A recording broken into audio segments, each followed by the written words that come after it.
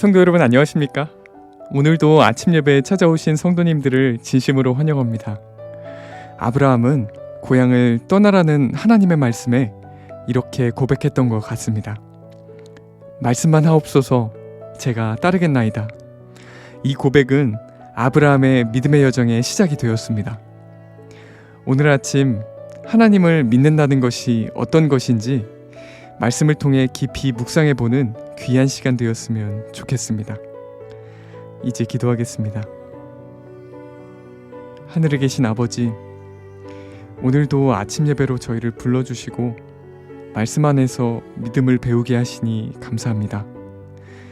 말씀이 우리의 삶의 방향이 되고 그 세미한 성령의 음성에 귀 기울이며 순종할 수 있는 결단을 허락하여 주시옵소서.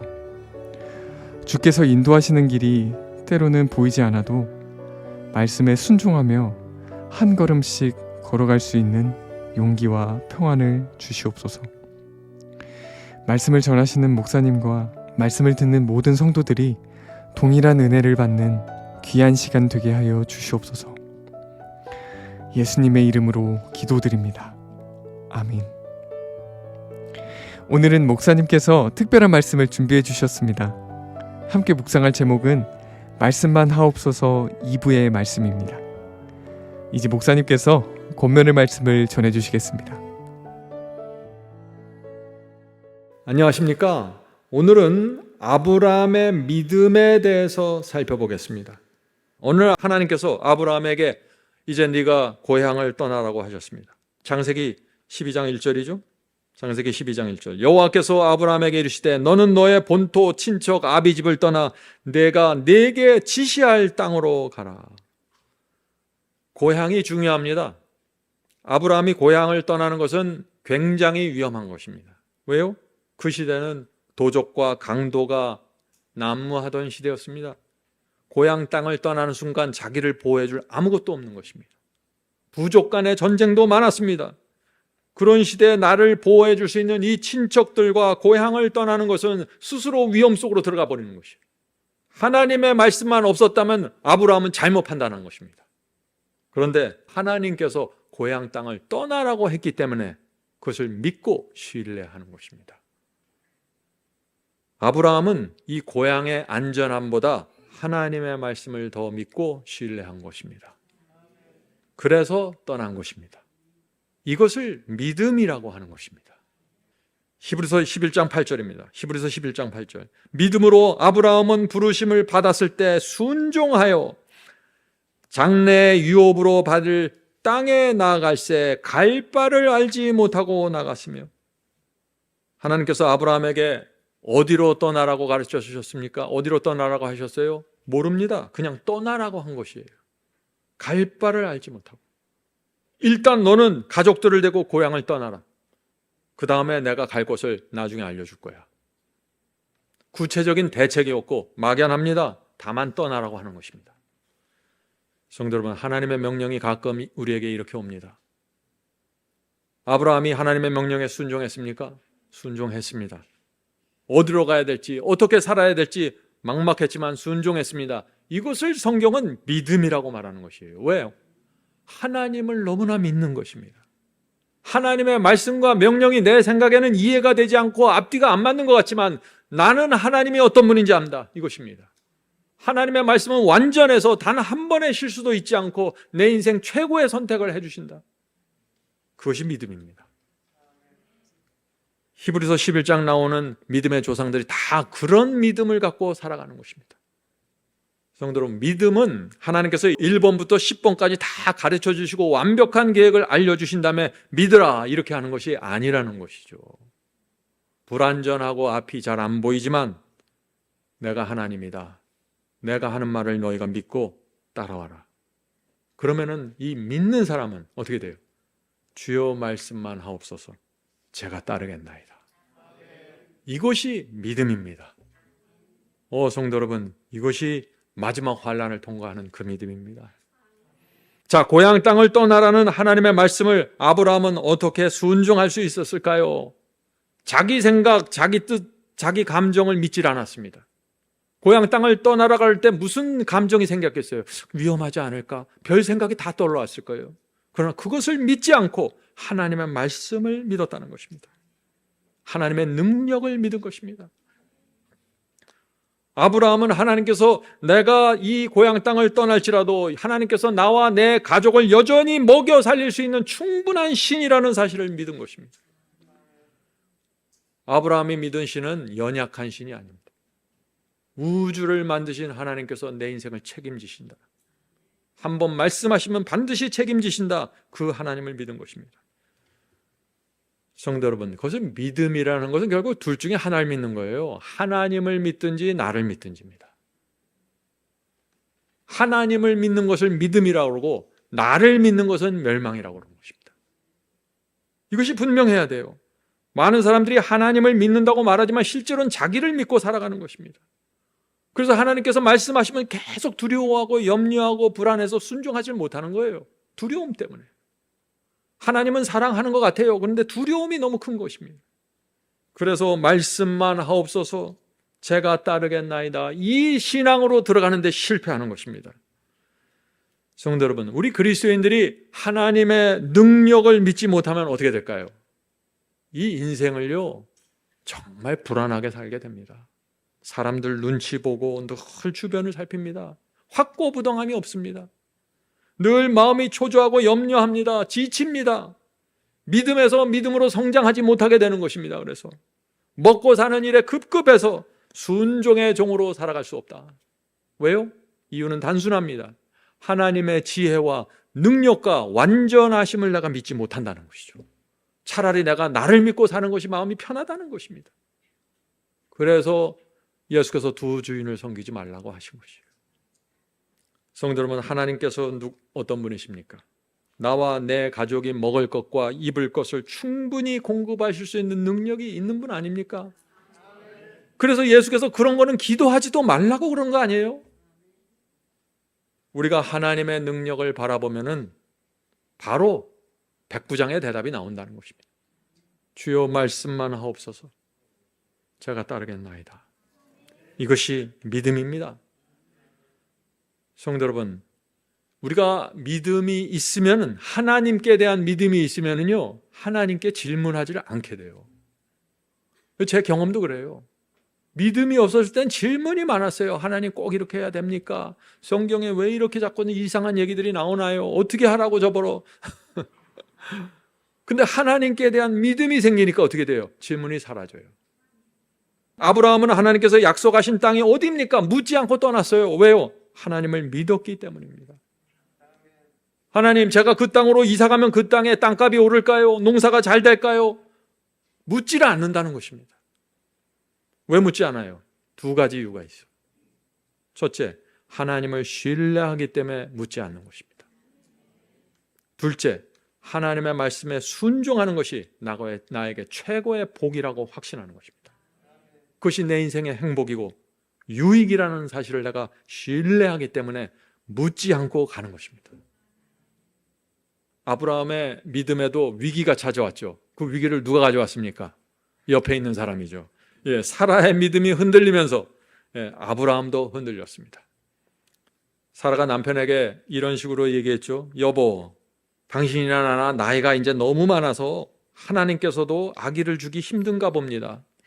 우리 기다릴 만큼 기다렸으니 당신이 하갈과 동침해서, 젊은 하갈과 동침해서 아들을 낳으세요. 그렇게 하면 하나님의 약속이 성취될 수 있을 것 같습니다. 우리 이번에 하나님을 좀 도와드립시다. 하나님께 대한 믿음이 사라지면, 하나님의 능력을 놓쳐버리면 바로 인간의 얄팍한 생각이 나와서 계산을 하는 것입니다. 하나님의 능력을 보아야 계산을 끝내는 것입니다. 그렇게 얄팍한 인간의 생각이 나왔을 때 결과가 무엇이에요? 결과가 이스마엘입니다. 이스마엘이 나오자 어떻게 됐어요? 곧바로 불행이 찾아왔습니다. 사라, 아브라함, 하갈 모두 불행해졌습니다. 성도 여러분, 우리 인생에 이스마엘이 나오지 않도록 조심해야 됩니다. 이스마엘이 언제 나옵니까? 하나님의 능력과 완전하심을 놓치고 얄팍한 인간의 꾀를 돌리기 시작할 때 이스마엘이 튀쳐나오는 것이에요. 우리 생각에는 이스마엘이 가장 적당한 것 같아요. 그러나 하나님께서는 이스마엘을 약속의 자녀로 인정하지 않고 너희가 내 능력과 내 완전하심을 믿고 신뢰하면서 나온 열매만을 하나님께서 그것을 하나님의 의로 받아들이시겠다는 것입니다. 단 하루를 살더라도 하나님을 믿고 사세요. 우리가 잊지 맙시다. 우리는 피조물이고 하나님은 전지전능한 창조주십니다. 하나님께서 한 번 말씀하시면 그대로 이루어지고 한 번 예언하시면 수백 년, 수천 년이 지나가면서 그대로 이루어집니다. 하나님께서는 실수라는 것이 없어요. 그래서 하나님을 누구든지 알기만 하면 말씀만 없어서 주여 제가 무조건 따릅니다. 이것이 믿음입니다. 성도 여러분, 믿음을 제가 얼마나 강조해야 될까요? 오늘 1시간 동안 계속해서 이것을 제가 강조하려고 합니다. 믿음이 무엇입니까? 하나님께서 완전하다는 사실을 내가 신뢰하는 것입니다. 이 믿음을 가지면 곧바로 살아있는 신앙으로 들어가는 것입니다. 하나님께서 인정하시는 그 신앙으로 들어가는 것입니다. 우리는 하나님을 믿으면서 자꾸 불안해요. 왜 그런 줄 아세요? 우리의 믿음이 하나님의 능력과 완전하심과 지혜에 온전히 의지하지 않고 있다는 것을 내가 알기 때문이에요. 자꾸 내 생각으로 가는 것입니다. 자꾸 이스마엘을 낳고 있어요, 한쪽에서. 그래서 내가 나를 못 믿는 거예요. 질문 드리죠. 왜 우리가 불안해지고 하나님의 말씀에 순종하지 못할까요? 이제 아시겠죠? 하나님께서 완전하시고 전지전능하다는 그 믿음을 잃어버렸기 때문입니다. 주여 말씀만 하옵소서 제가 따르겠나이다. 이 믿음이 없으면 그 다음부터 바로 두려움과 염려에 시달리게 되는 것입니다. 데살로니가전서 2장 13절입니다. 너희가 우리에게 들은 바 하나님의 말씀을 받을 때 사람의 말로 아니하고 하나님의 말씀으로 받음이니 진실로 그러하다. 바울이 뭐라고 말하고 있습니까? 너희가 말씀을 받을 때 사람의 말로 받지 말라. 사람의 말로 받으니까 순종하지 않지. 하나님의 말씀으로 받으면 너희들이 굴복하게 될 거야. 너희들이 이 말씀을 베드로의 말, 요한의 말로 받아들이니까 순종하지 않는 거야. 하나님의 말씀으로 너희가 받는다면 어떻게 그 앞에서 너희들이 고개를 꼿꼿이 세울 수 있는가? 하나님의 말씀으로 받음이니 진실로 그러하다. 이 말씀이 또한 너희 믿는 자 속에서 역사하느니라. 말씀이 귀로 들어가는 거 아니에요. 말씀이 우리 속으로 들어가서 우리 속에서, 우리 두뇌 속에서 역사해서 우리를 잡아주시는 것입니다. 능력으로 잡아주시는 거예요. 이 능력을 경험하는 사람들이 믿음으로 말미암아 의롭게 된다는 것을 이해하게 되는 것입니다. 말씀이 역사해서 순종케 하십니다. 성도 여러분, 말씀을 창조주 하나님의 말씀, 하나님께서 내게 주신 말씀으로 받아셔야 합니다. 그럼 완전히 달라집니다. 말씀이 우리 속에서 역사를 이룹니다. 조건이 있어요. 그 말씀을 하나님께서 내게 직접 주신 말씀으로 받을 때만 이 역사가 이루어진다는 것입니다. 사람의 말로, 설교자의 말로 받아들이면 역사는 안 이루어져요. 말씀이 나를 설득하고 하나님의 말씀이 내 얄팍한 생각과 잔꾀를 잘라낸다는 것입니다. 능력으로 말이죠. 그것이 히브리서의 기별입니다. 히브리서 4장 12절. 하나님의 말씀은 살았고 운동력이 있어 좌우에 날선 어떤 검보다도 예리하며 혼과 영과 및 관절과 골수를 찔러 쪼개기까지 하며 또 마음의 생각과 뜻을 감찰하나니. 말씀에 이런 파워가 있는 것입니다. 이 말씀의 능력과 파워를 믿고 받아들이는 것이 믿음이라고 말하는 것입니다. 그래서 믿음으로 의롭게 되는 것입니다. 말씀을 믿음으로 받아들일 때 그 말씀이 내 속에 들어가서 자르고 해치고 쪼개버리니까 말이죠. 그래서 결과를 만들어내는 것이에요. 하나님의 말씀은 살았고 운동력이 있습니다. 여러분들이 아침에 예배드리고 말씀을 받을 때, 말씀을 읽을 때 기대하는 마음으로 받으셔야 돼요. 어떤 검보다 예리합니다. 그러므로 우리가 할 일은 뭐예요? 말씀이 계속해서 내 속에 들어가도록 해줘야 된다는 것입니다. 말씀을 창조주 하나님의 말씀으로 받는 자들은 반드시 살아나고 순종의 종으로 살게 됩니다. 그렇게 안 될 수가 없는 것입니다. 이사야 55장 보겠습니다. 이사야 55장 10절 12절. 비와 눈이 하늘에서 내려서는 다스리는 그리로 하늘로 가지 않고 토지를 적시어 싹이 나게 하며 열매가 맺게 하여 파종하는 자에게 종자를 주며 먹는 자에게 양식을 줌과 같이. 무슨 뜻이에요?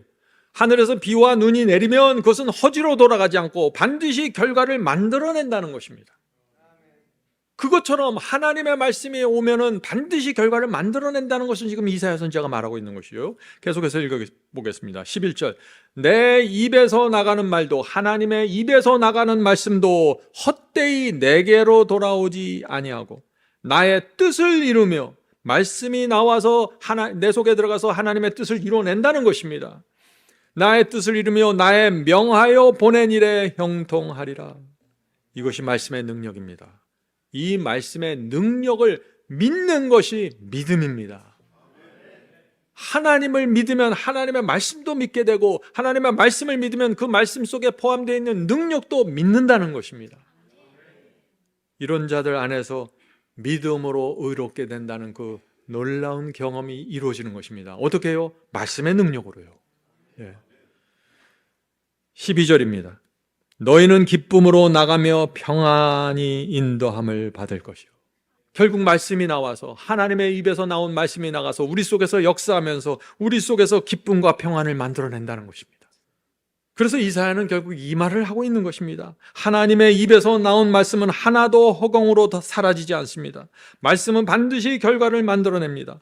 말씀이 우리 속에 들어가면 반드시 하나님의 뜻을 이룹니다. 말씀은 반드시 우리를 설득하고 호소하고 힘을 주어서 우리를 굴복시킵니다. 그래서 내 뜻을 버리고 기쁨과 평안으로 주님을 따르게 됩니다. 말씀만 하옵소서 제가 여기 있나이다. 질문 드립니다. 오늘날 교회에서 가장 반발이 심한 진리가 있습니다.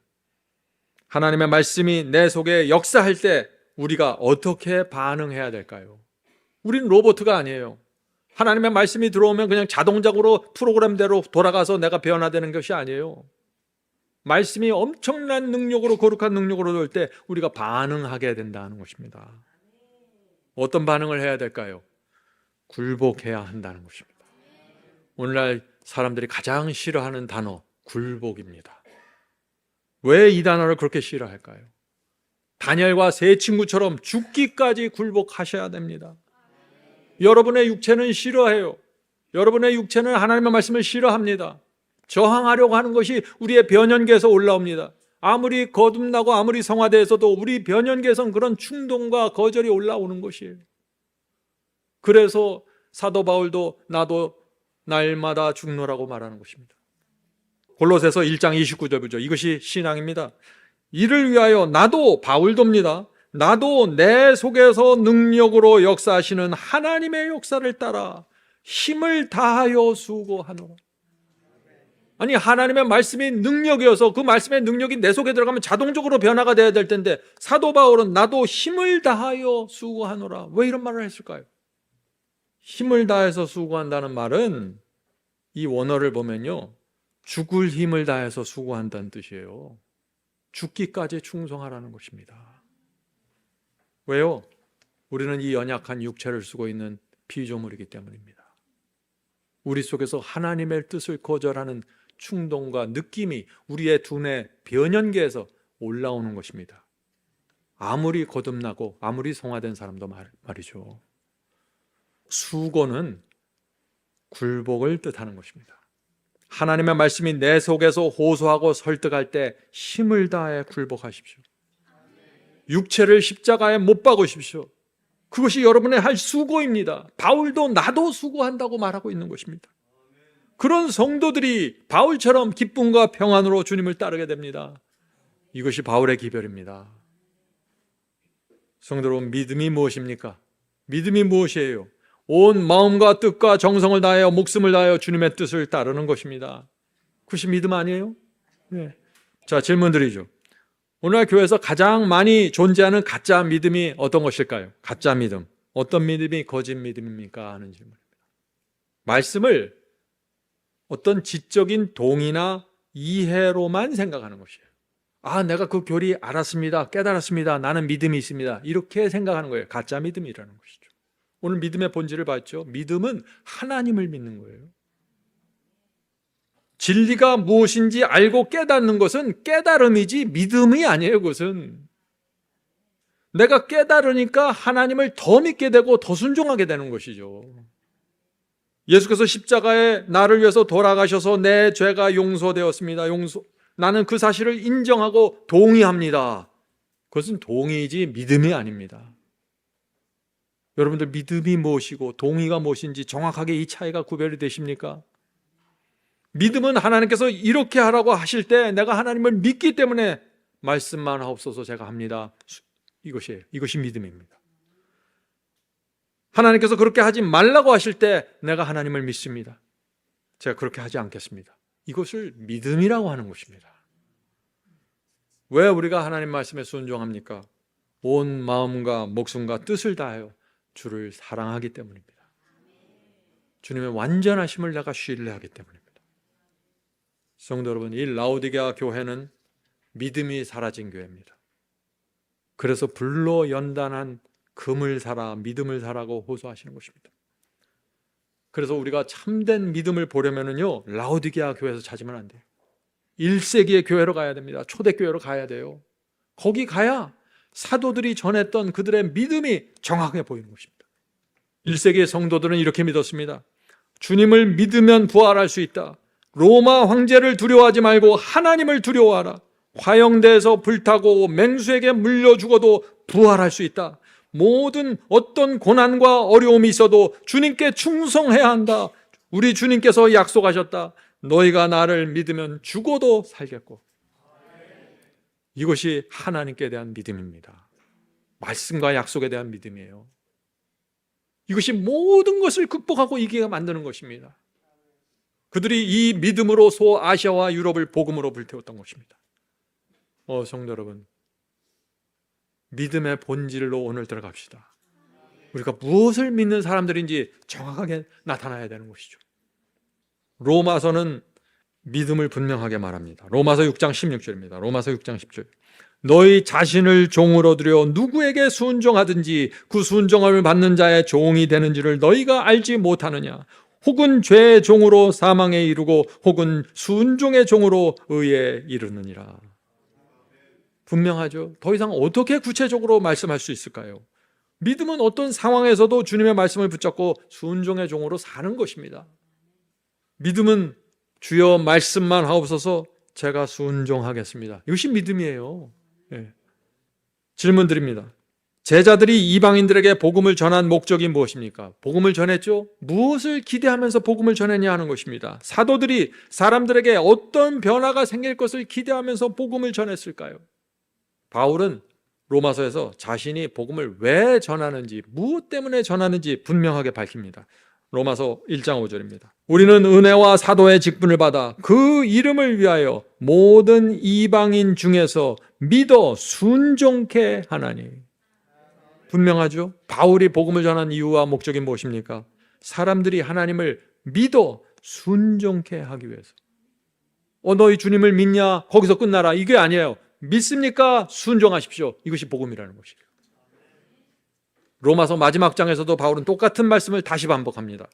로마서 16장 26절 27절. 모든 민족으로 믿어 순종케 하시려고 알게 하신 바, 자, 믿어서 순종케 하려고 복음을 알게 했다는 것입니다. 복음을 전했다는 것입니다.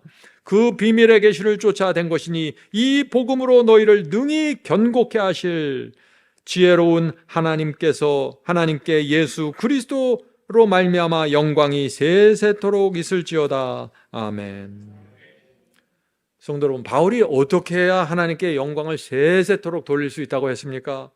복음을 믿어 순종케 되어야만 하나님께 영광을 돌릴 수 있다고 말하는 것입니다. 너무 당연한 말씀 아니에요? 하나님 말씀에 순종하지 않고 믿는다고 하면서 사탄 쫓아다니고 자기 뜻대로 살아가는데 어떻게 하나님께 영광을 돌리겠어요? 너무나 당연한 말씀이에요, 사실은.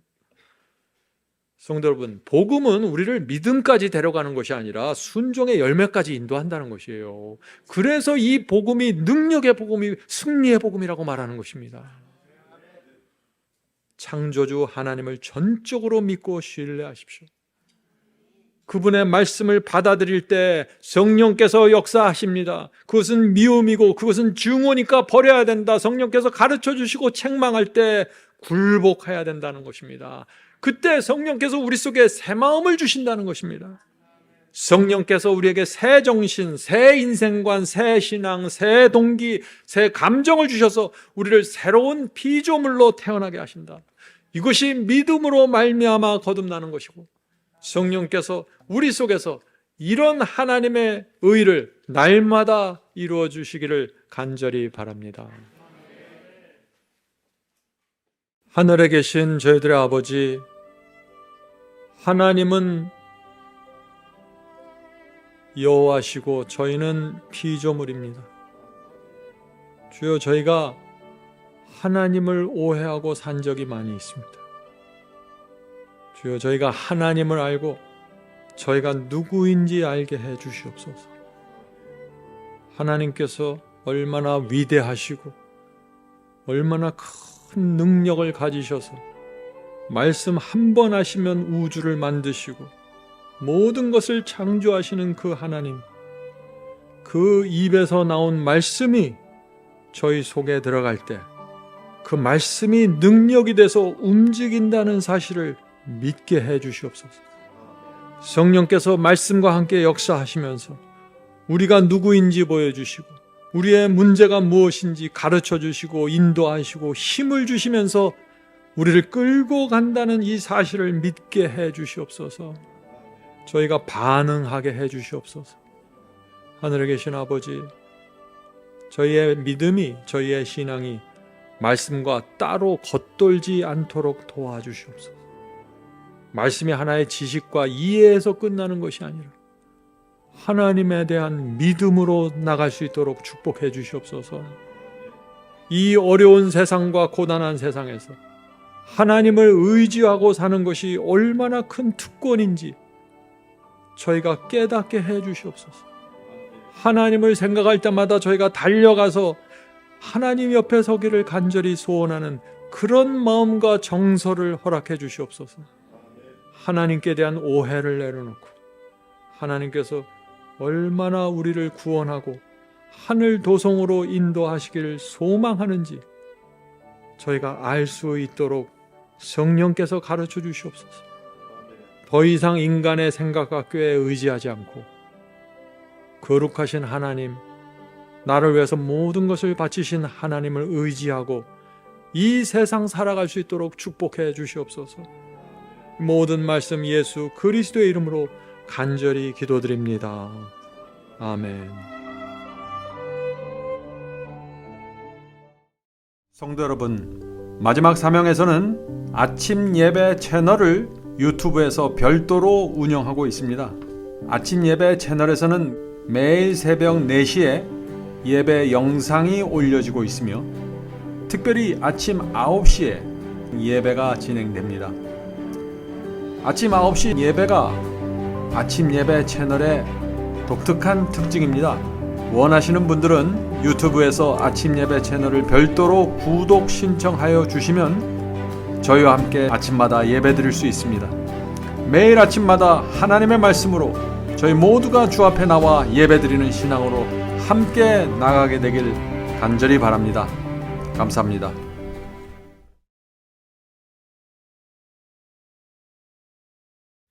대산을 넘어 한국에 가도 빛 가운데로 걸어가면 주께서 네 버리시기로 약속한 말씀 변치 않네. 하늘의 양 그 밝은 빛이 내 영혼 속에 자고 넘치네.